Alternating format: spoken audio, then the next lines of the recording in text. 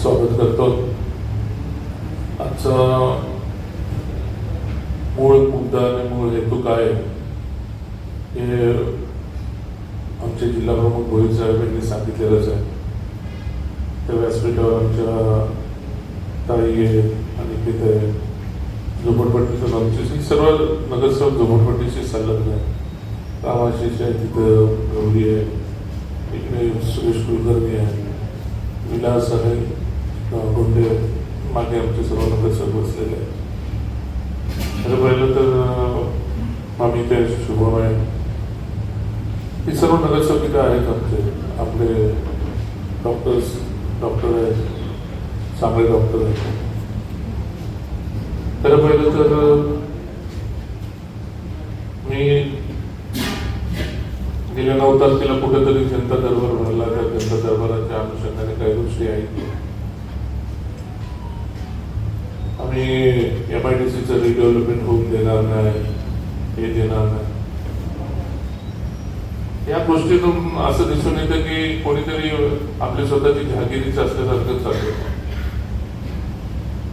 झोपडपट्टी म्हणजे जे बाबासाहेबांनी जे आज आम्हाला संविधान दिलंय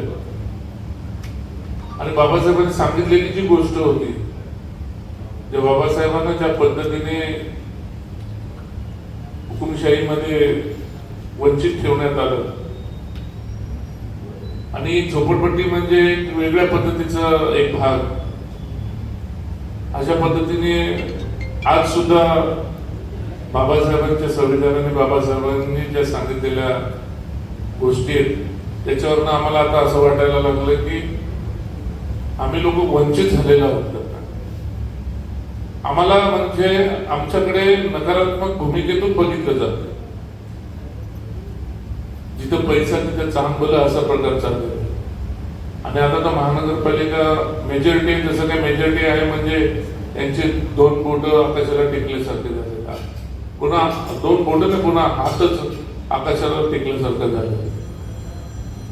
आणि या अनुषंगाने पाहायला गेल्यानंतर आता आमच्या मनामध्ये पण वेगवेगळ्या प्रकारचे चीड तयार व्हायला. गृहनिर्माण मंत्री आमचे पक्षाचे मुख्य नेते, महाराष्ट्राचे उपमुख्यमंत्री एकनाथ शिंदे साहेब, पालकमंत्री सुद्धा एकनाथ शिंदे साहेब, आमचे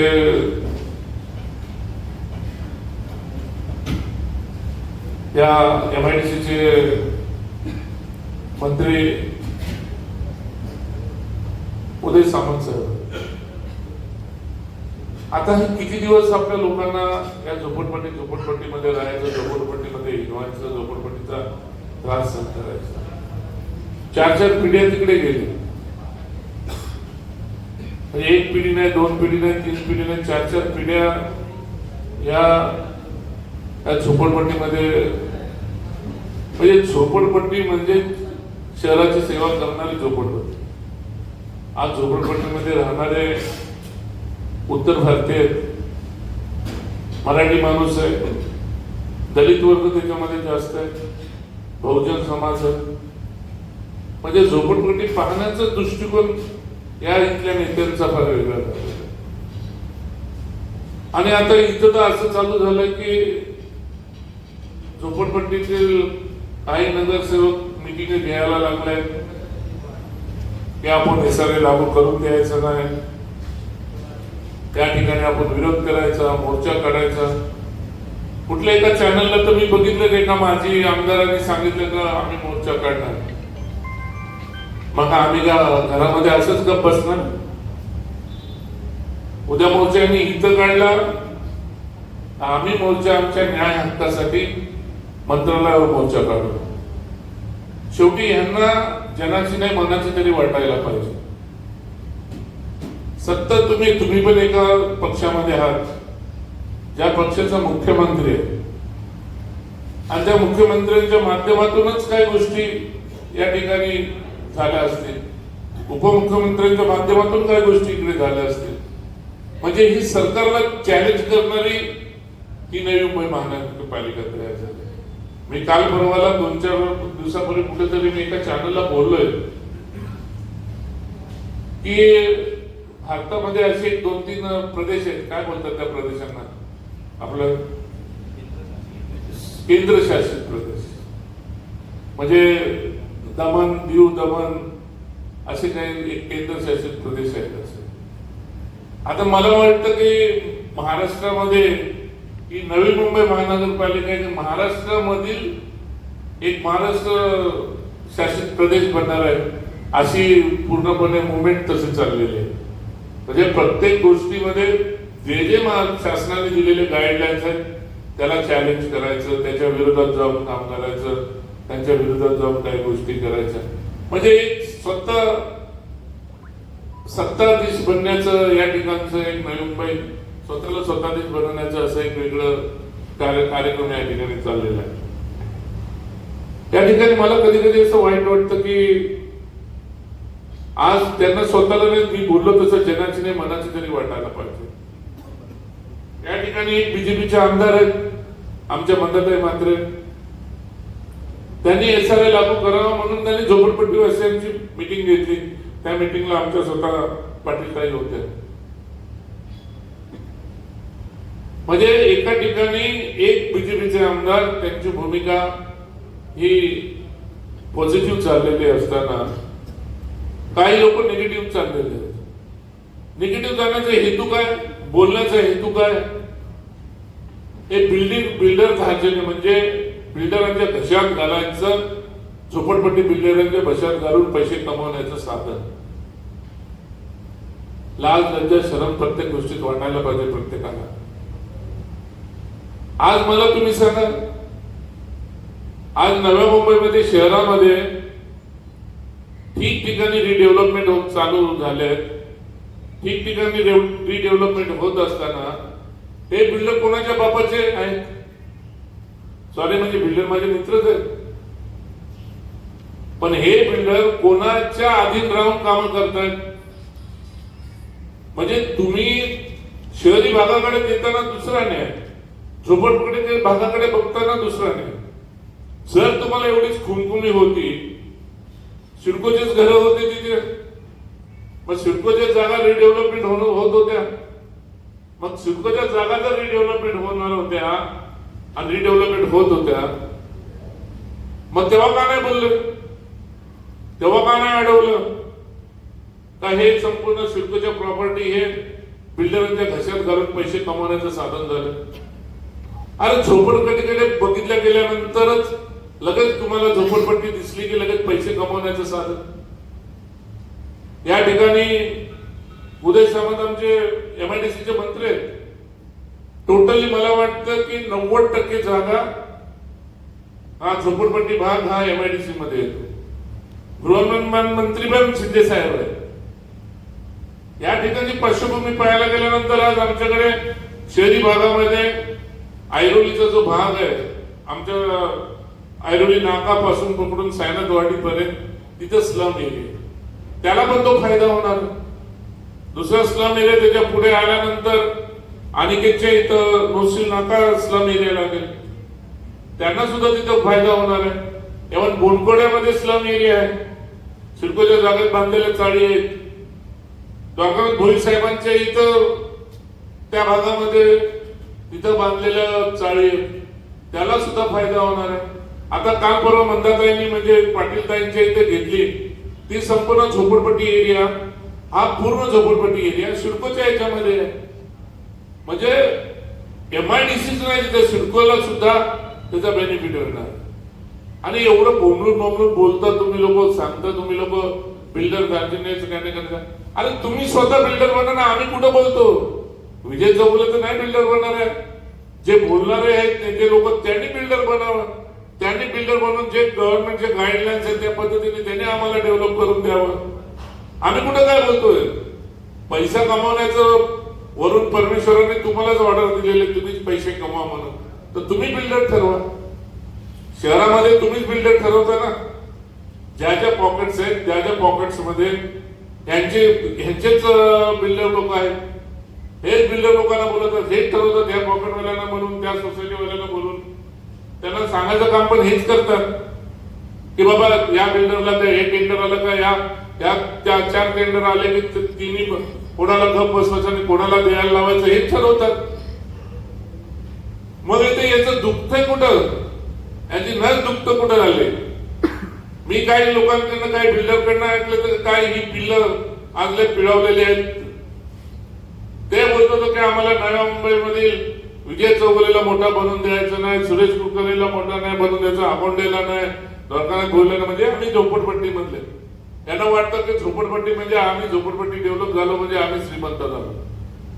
आम्ही श्रीमंत पैशाने नाही होणार, आम्ही लोकांच्या माध्यमातून लोक एवढी वाढतील की त्या लोकांच्या ह्याच्याने आम्ही श्रीमंत बनू. लोक नेते म्हणजे लोकांच्या मध्ये राहून आम्ही लोकाभिमुख आम्ही श्रीमंत बनतो. पैसा नथिंग आहे आम्हाला. त्या झोपडपट्टीमध्ये एवढ्या दिवसात त्यांनी केलेलं नाहीये म्हणून आम्ही बसलो. माझं म्हणणं एकच आहे, ही जी चाललेली आहे, कोण बोलतो मोर्चा काढू, हे काढू, ते काढू, आम्ही पण हातामध्ये बांगड्या भरलेल्या नाही. मोर्चाला जसाच तसं मोर्चाच्या माध्यमातून मोर्चाला उत्तर देण्याची पण ताकद आम्ही ठेवलेली आहे. या ठिकाणी आम्ही ठरवलंय की आम्हाला पण एसआरए नको आहे. आम्हाला पण एसआरए आम्हाला नकोय, कारण एसआरए मध्ये 300 स्क्वेअर फूटची जागा मिळणार आहे आणि 2002चा सर्वे, त्याच्यानंतर त्याला 11चा ए मिळतो, बॉन्डिंग मिळते 11ची, आणि 11च्या मधील ज्यांना लोक असतील त्यांना 2.5 लाख रुपये घरासाठी भरा, म्हणजे 2000 नंतर पासूनचे जे 11चे त्यांना 2.5 लाख रुपये भरायला लागणार, अशी ही एसआरएची अशी सिस्टीम मध्ये. आज आता हे 2026 चालू आहे. दवाखान्यात भोईर साहेबांनी सांगितलं तसं आता 26 चालू आहे. तिथे घरं वाढली असतील, काही ठिकाणी जुनी घरं असे झालेली आहे की सर्वांनीच आपली घरं ज्यांच्या नावाने सर्वे आहे ती सर्वच लोक राहतात अशातला पण दुःखात नाहीये. काही लोकांनी जी सर्वे असलेली घरं, काही लोकांनी माझ्या नावाने सर्वे तर मी घर ताईला विकलंय असं सुद्धा झालंय की सगळे पावती ट्रान्सफर नाही झाले आणि टॅक्स पावती सुद्धा बंद केलेली आहे. झोपडपट्टीमध्ये टॅक्स पावती सुद्धा बंद आहे. म्हणजे परिस्थिती अशी होती की नंतरच्या लोकांचं काय होणार, म्हणजे 2011 झाले, मग 11च्या नंतरच्या लोकांचं काय. 11च्या नंतरच्या आज 26 आहे, म्हणजे जवळपास 15, म्हणजे हे मला वाटतं त्याच्यावरती 13 पर्यंत दिलेलं आहे ना टेंडरवरती, याच्या सर्वेच 11 पर्यंत, म्हणजे परत 26 पर्यंतच्या लोकांचं काय होणार.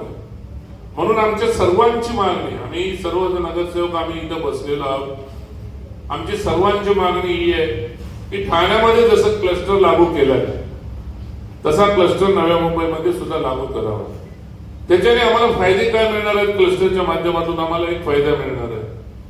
त्या क्लस्टरचं जर घर ज्याचं हे असेल, म्हणजे तिथं 2002 पर्यंतचा कायदा लागू नाही होणार, तिथं 2020 पर्यंत सर्वांना सरसकट सर्वांना घरं दिल्या जातील असं होतं. म्हणजे सर्व आणि 2002च्या नंतरचं 20 पर्यंत पण क्रायटेरिया जसा लागू झाला तसा 2020 पर्यंतच्या लोकांना पण घरं दिली जाणार, म्हणजे 2020 पर्यंतचा मुंबई आणि प्लॅन देणार. याच्यामध्ये एक फायदा आमचा असा की आता एसआरए मध्ये 300चा एरिया काहीतरी त्याच्यामध्ये देतात, पण 300 भाग तिथे, आणि पण ह्याच्यामध्ये जर गेलो आम्ही क्लस्टर मध्ये गेलो तर 323चा एरिया भेटतो.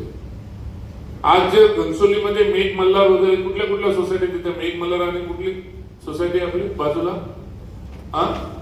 नगर शिडकोणी बांधलेले मालंकच, एक मेघ मल्हार आहे, मालंकच म्हणून दुसरी सोसायटी, जी जे सोसायटी बांधलेली आहे त्या ठिकाणी, त्या ठिकाणचं घर तुम्ही जर कोणी पाहिलं असेल तर त्याच्यामध्ये एक बेड आहे, एक हॉल आहे आणि एक किचन आहे आणि एकच बाथरूम आहे.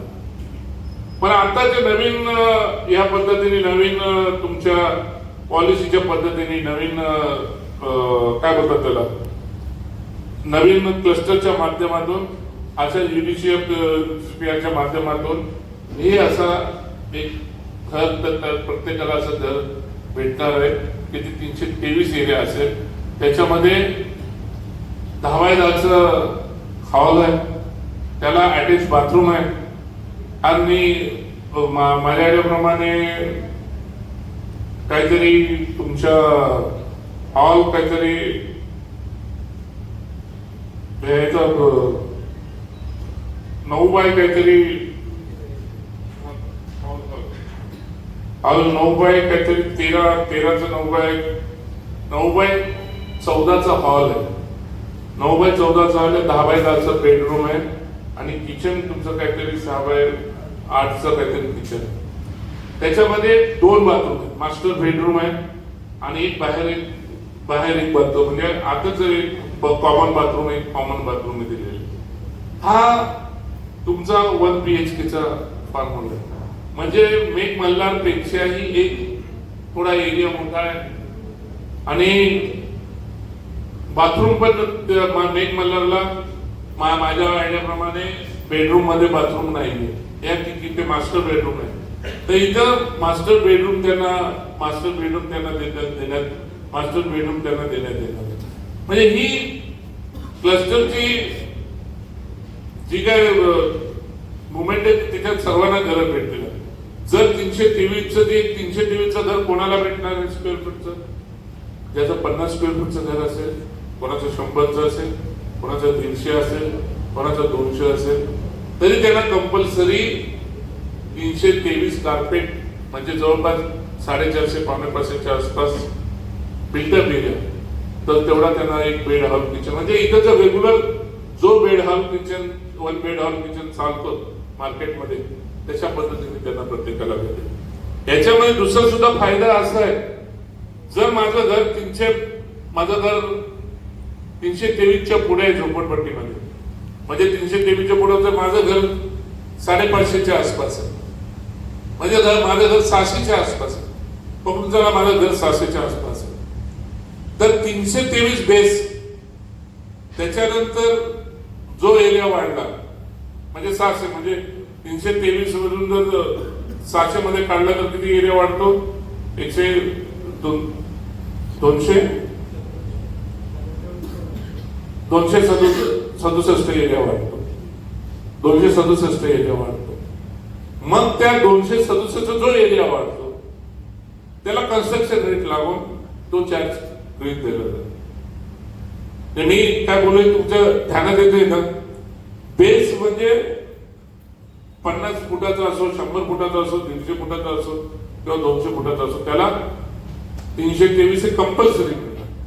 पण त्याच झोपडपट्टीमध्ये जर कोणाचं एखाद्याचं 600 फुटाचं घर आहे, 500 फुटाचं आहे, 550चं आहे, 600चं आहे, त्याला सुद्धा असं रस्त्यावर नाही आणलं.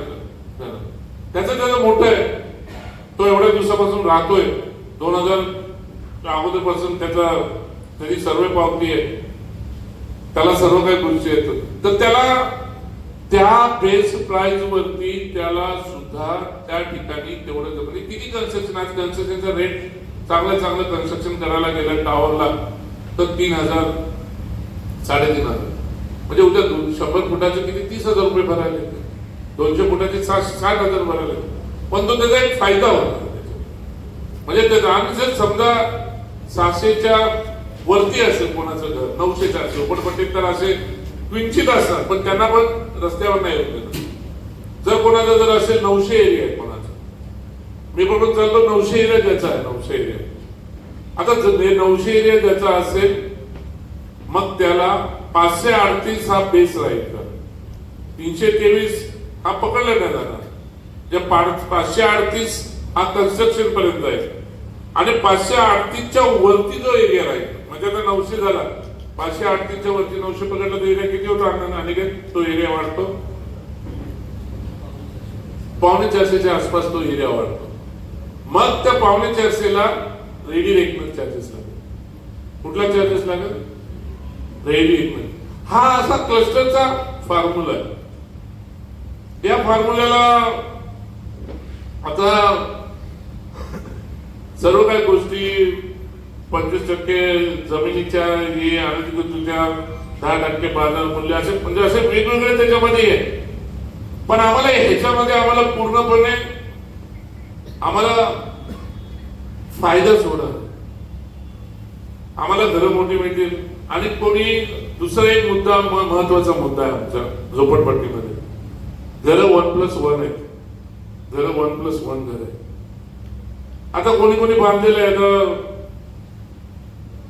सुरेश कुलकर्णी खालच्या रूम मध्ये राहतो, वरच्या रूम मध्ये मुलगा राहतो. जर त्याचे वरचे पुरावे वेगळे असतील, वरच्या रूमचे पुरावे वेगळे असतील, तर त्याला सुद्धा हक्काने घर मिळेल. मग त्याचं वरचं लाईट बिल वेगळं, त्याचं टॅक्स मध्ये तो झोपडपट्टीत बंद आहे, मग त्याचं मतदार यादीतलं नाव असेल, रेशन कार्ड त्याचं वेगळं असेल, तर तशा पद्धतीने आम्ही त्याला सुद्धा वरच्या लोकांना सुद्धा क्लस्टर मध्ये द्यायला लावणार.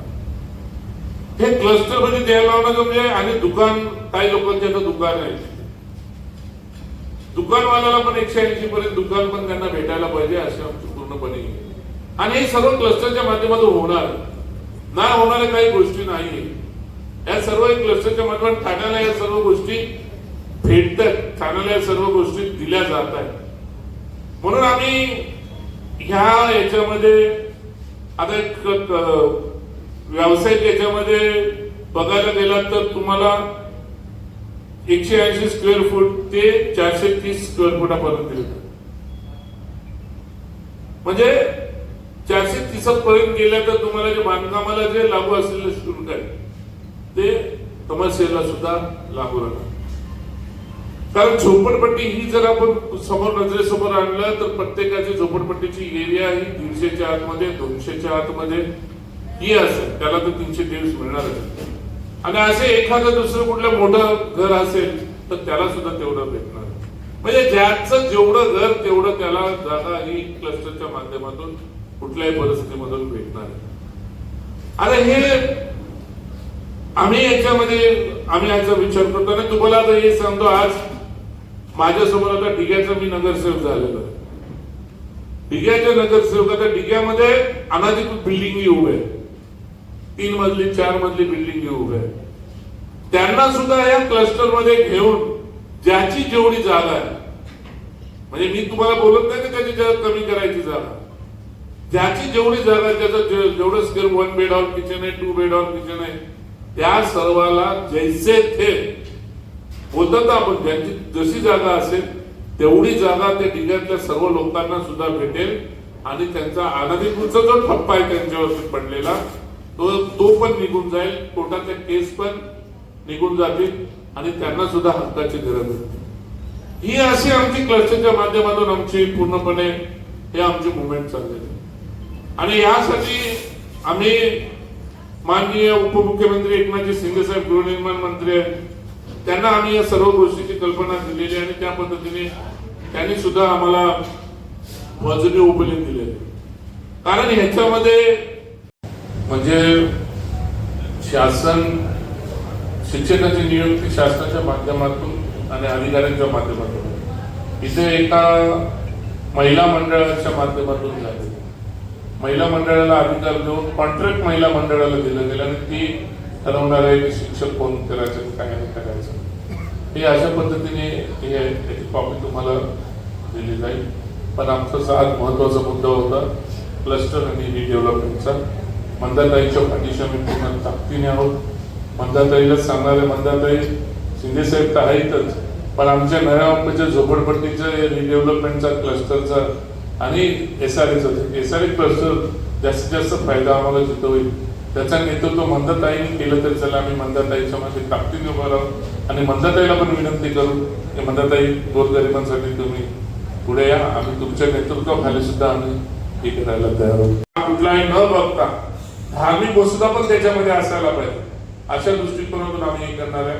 आणि लवकरच आम्ही आमच्या एरियापासून 2-3 ठिकाणी आम्ही करणार आहे. आणि साहेबांना आम्ही या बाबतीत, शिंदे साहेबांना आम्ही सर्वजण परत एकदा भेटणार आहोत आणि सर्व साहेबांना सांगून हे करणार.